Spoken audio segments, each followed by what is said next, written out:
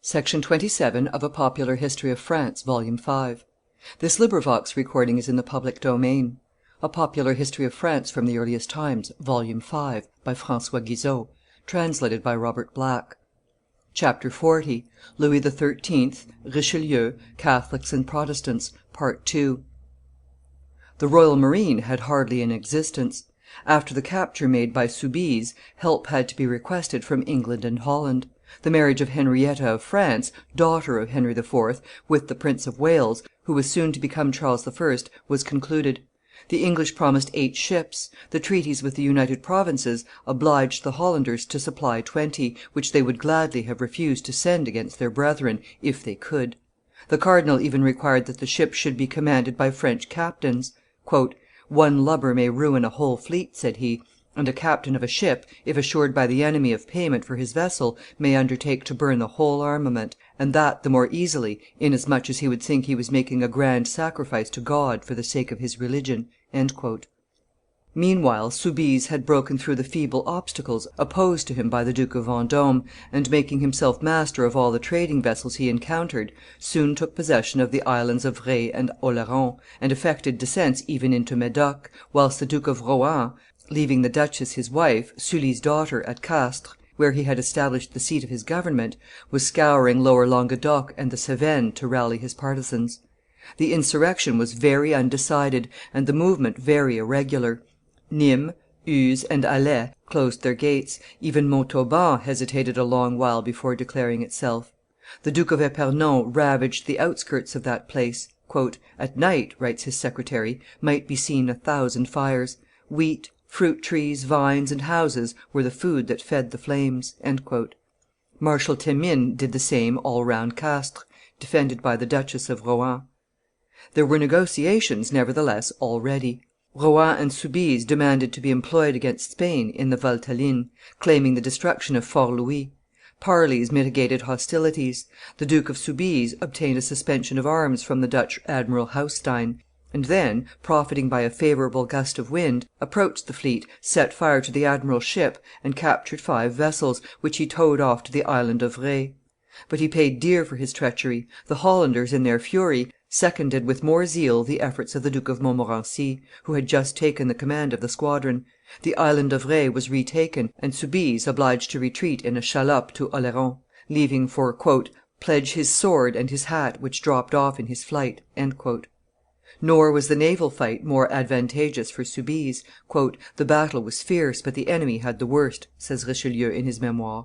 Night coming on was favorable to their designs; nevertheless, they were so hotly pursued that on the morrow, at daybreak, 8 of their vessels were taken." Soubise sailed away to England with the rest of his fleet, and the island of Oleron surrendered.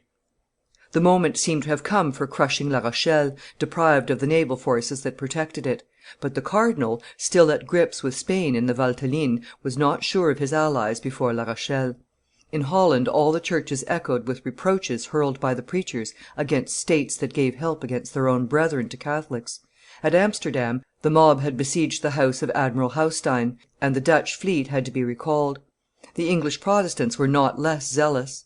The Duke of Soubise had been welcomed with enthusiasm, and though Charles I, now King of England and married, had refused to admit the fugitive to his presence, he would not restore to Louis XIII. The vessels captured from that king and his subjects, which Soubise had brought over to Portsmouth.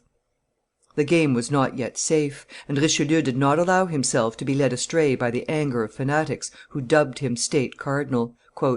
"The cardinal alone, to whom God gave the blessedness of serving the king and restoring to his kingdom its ancient lustre, and to his person the power and authority meet for royal majesty which is the next majesty after the divine, saw in his mind the means of undoing all those tangles, clearing away all those mists, and emerging to the honor of his master from all those confusions." Memoires de Richelieu, p. 2. Marshal Bassompierre was returning from his embassy to Switzerland, having secured the alliance of the 13 cantons in the affair of the Valteline, when it was noised abroad that peace with Spain was signed.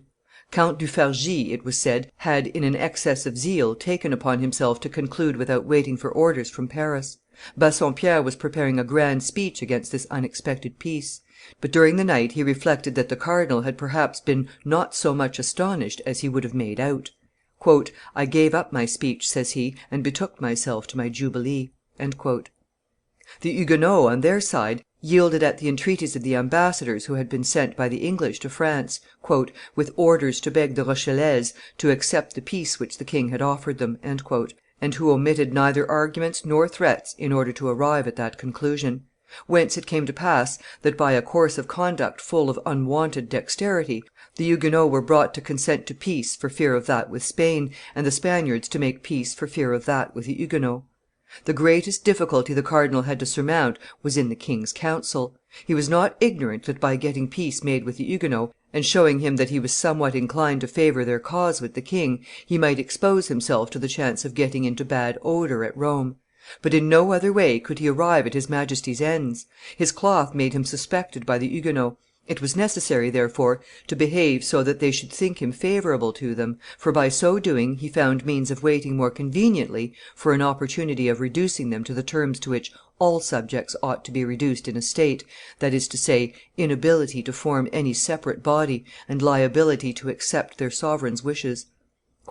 "It was a grievous thing for him to bear, to see himself so unjustly suspected at the court of Rome, and by those who affected the name of zealous Catholics; but he resolved to take patiently the rumors that were current about him, apprehending that if he had determined to clear himself of them effectually, he might not find that course of advantage to his master or the public. The cardinal, in fact, took it patiently, revising and then confirming the treaty with Spain, and imposing on the Huguenots a peace so hard that they would never have accepted it but for the hope of obtaining, at a later period, some assuagements, with the help of England, which refused formally to help them to carry on the war. At the first parleys the king had said, "I am disposed enough towards peace; I am willing to grant it to Languedoc and the other provinces; as for La Rochelle, that is another thing." Memoires de Richelieu. It was ultimately La Rochelle that paid the expenses of the war, biding the time when the proud city, which had resisted 8 kings in succession, would have to succumb before Louis XIII. And his all powerful minister. Already her independence was threatened on all sides. The bastions and new fortifications had to be demolished; no armed vessel of war might be stationed in her harbor. "The way was at last open," said the cardinal, "to the extermination of the Huguenot party, which, for 100 years past, had divided the kingdom." Memoires de Richelieu, p. 17. The peace of 1626, then, was but a preliminary to war. Richelieu was preparing for it by land and sea. Vessels of war were being built, troops were being levied, and the temper of England furnished a pretext for commencing the struggle. King Charles I., at the instigation of his favorite, the Duke of Buckingham, had suddenly and unfeelingly dismissed the French servants of the queen his wife, without giving her even time to say good by to them, insomuch that "the poor princess, hearing their voices in the court yard, dashed to the window, and, breaking the glass with her head, clung with her hands to the bars to show herself to her women and take the last look at them. The king indignantly dragged her back with so great an effort that he tore her hands right away." Louis XIII. Had sent Marshal Bassompierre to England to complain of the insult done to his sister. The Duke of Buckingham wished to go in person to France to arrange the difference, but the cardinal refused. "Has Buckingham ever undertaken any foreign commission without going away dissatisfied and offended with the princes to whom he was sent?" said Cardinal Richelieu to the king. So the favorite of Charles I. resolved to go to France, "in other style and with other attendants than he had as yet done. Having determined to win back the good graces of the Parliament and the people of England by the succor he was about to carry to the oppressed Protestant churches," he pledged his property; he sold the trading vessels captured on the coasts of France, and on the 17th of July, 1627, he set sail with 120 vessels, heading for La Rochelle.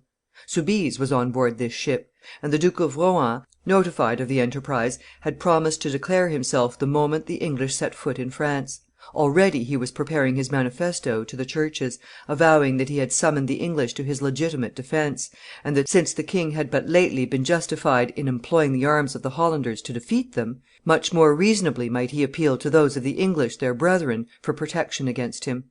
This time the cardinal was ready. He had concluded an alliance with Spain against England, "declaring merely to the King of Spain that he was already at open war with England, and that he would put in practice with all the power of his forces against his own states all sorts of hostilities permissible in honorable warfare, which his Majesty also promised to do by the month of June, 1628, at the latest." The king set out to go and take in person the command of the army intended to give the English their reception.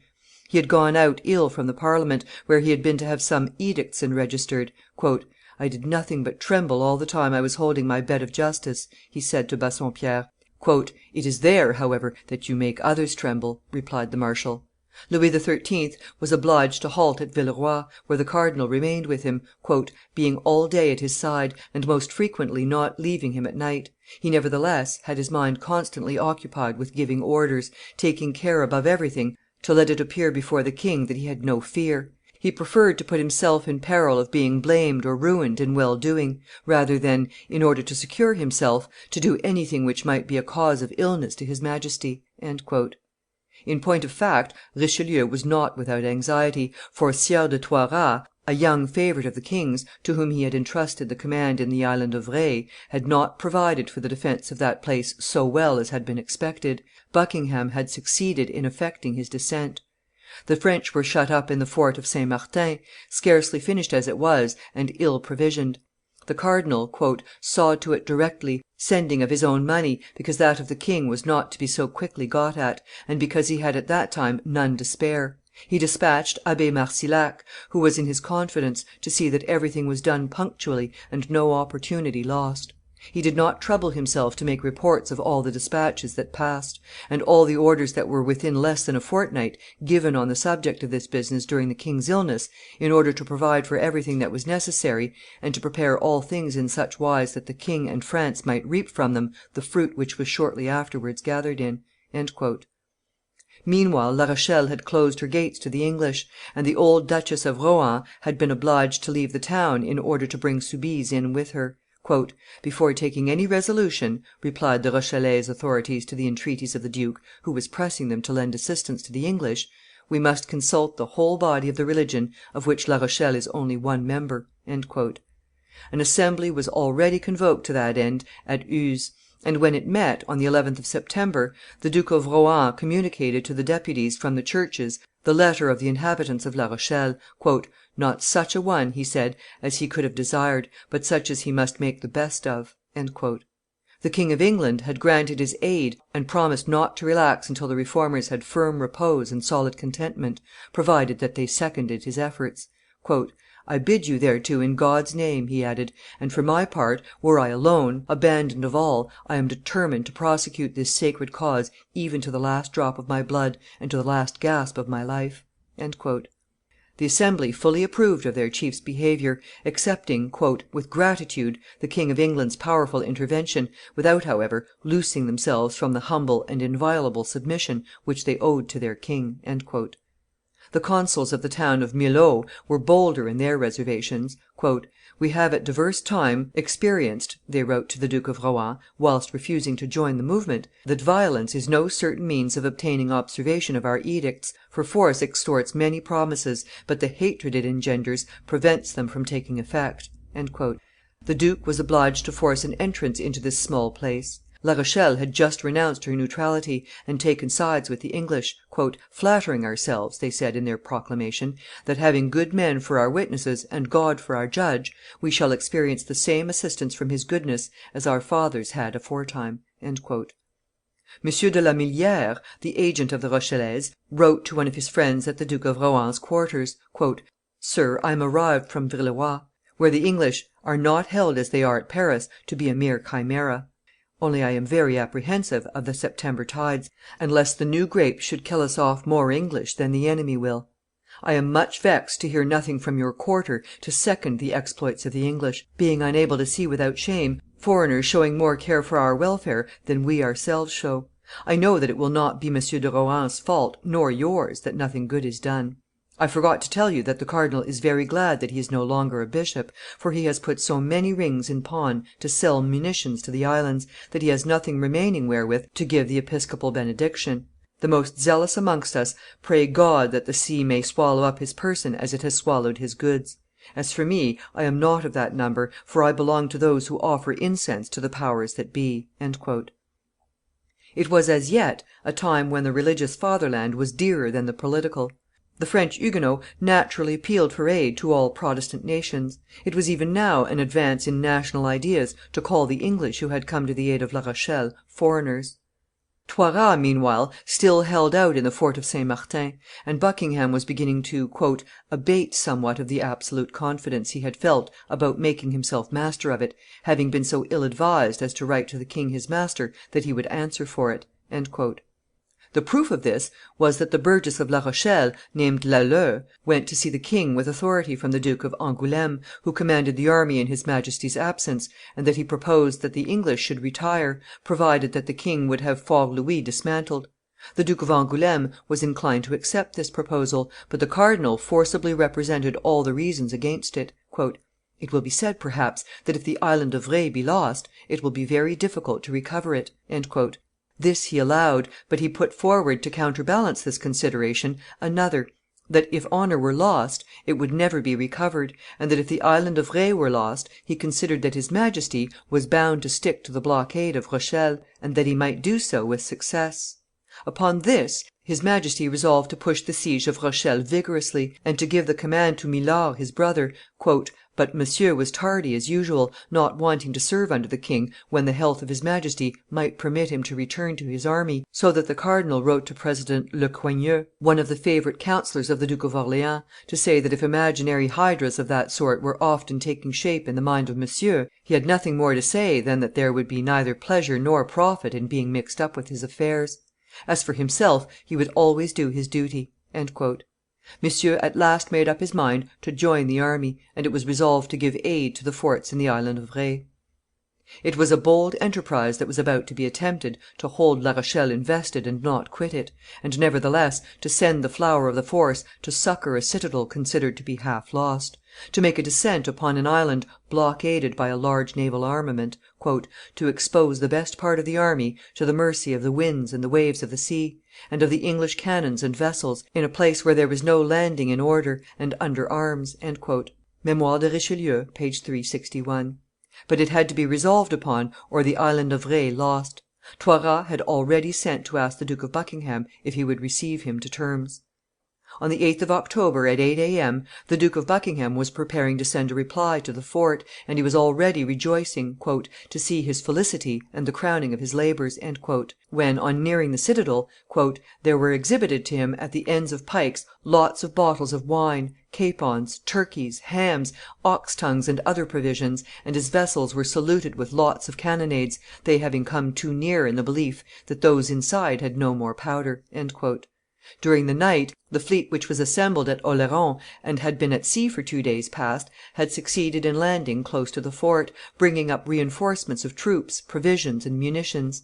At the same time, the king and the cardinal had just arrived at the camp before La Rochelle. Section 27.